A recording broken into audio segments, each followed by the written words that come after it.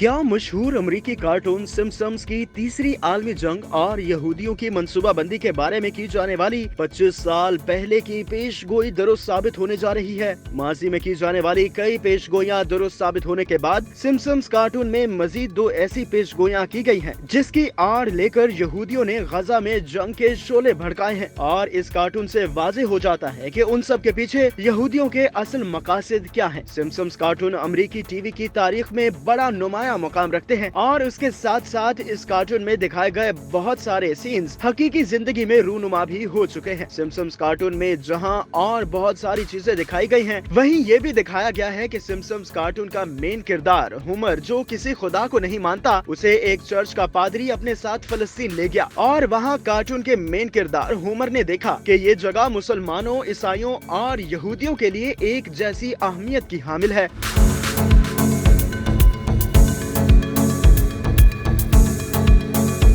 Cartoon में दिखाया गया कि उस सारी सूरत हाल को देखकर होमर का दिल बहुत घबराया और इसने चाहा कि वो उन लोगों को छोड़कर भाग जाए, क्योंकि वो ज़हनी तौर पर किसी खुदा को नहीं मानता था। जब उसने वहाँ से भागने की कोशिश की तो दिखाया गया कि पर्दा गैब से इस पर कुछ इल्हाम हुआ और वो शख्स यानी होमर, जो किसी खुदा को नहीं मानता था, वो खुद लोगों का मसीहा बन गया और उसे अरबों के लिबास में दिखाया गया। कार्टून में ये दिखाया गया कि होमर अब मुसलमानों, यहूदियों और ईसाइयों को एक झंडे के नीचे इकट्ठा कर रहा है और उनको एक नए मजहब की दावत दे रहा है। ये मजहब तीनों मजाहिब को यकजा करने के लिए मुफीद है। कार्टून में दिखाए गए इस मंजर से अंदाजा लगाएं कि इस कार्टून सीरीज के यहूदी राइटर ने किस चालाकी से आने वाले झूठे मसीहा यानी दज्जाल को कितनी मकारी से एक परहेजगार और मुत्तकी शख्स बनाकर पेश करने की कोशिश की है। इस तरह इस कार्टून के जरिए पूरी दुनिया के लोगों को एक नए मजहब को कबूल करने के लिए तैयार किया जा रहा है। इससे आप यहूदी कौम की शातराना और मकारी से भरपूर फितरत का अंदाजा लगा सकते हैं।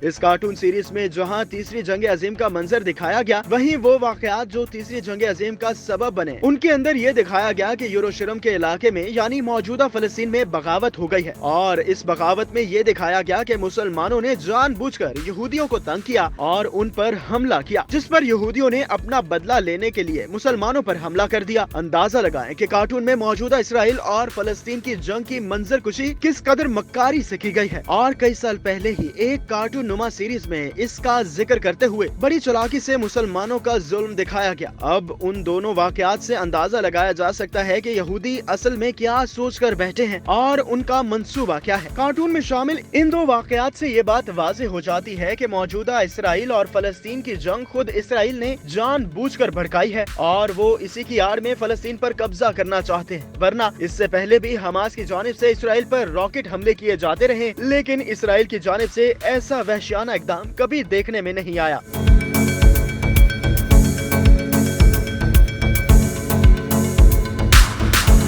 इस बार हमास के हमले में इसराइल ने ऐसी जारहाना हिकमत अमली अपना ली कि इस वक्त गजा के मजलूम फलस्तीनी एक छोटी सी पट्टी में महसूर होकर रह गए हैं और पूरा गजा मलबे के ढेर का मंजर पेश कर रहा है। और इस सारी सूरत हाल की पेशगोई यहूदी एक कार्टून में आज से तकरीबन 25 साल पहले कर चुके हैं। इससे साफ जाहिर होता है कि यह वाकया अचानक पेश नहीं आया, बल्कि एक सोचा समझा मंसूबा था, जिसको बड़ी मंसूबा बंदी के साथ एक मुकर्ररा वक्त पर शुरू किया गया। और कार्टून में दिखाया गया कि ये तीसरी आलमी जंग की वजूहात में से एक वजह हमास और इसराइल की जंग होगी, यानी यहूदी दुनिया भर के लोगों के जहनों को इस सारी सूरत हाल के लिए पहले ही तैयार कर चुके हैं। और कार्टून में ये दिखाया गया है कि हमास इसराइल जंग ही पूरी दुनिया को तीसरी आलमी जंग की तरफ ले जाएगी। इसराइल इस सारी मंसूबा बंदी में अकेला नहीं, बल्कि अमेरिका में मौजूद पूरी यहूदी लॉबी भी इसराइल की पुष्ट पर खड़ी है, जबकि अमेरिका इस सारे मंसूबे में इसराइल का भरपूर साथ दे रहा है।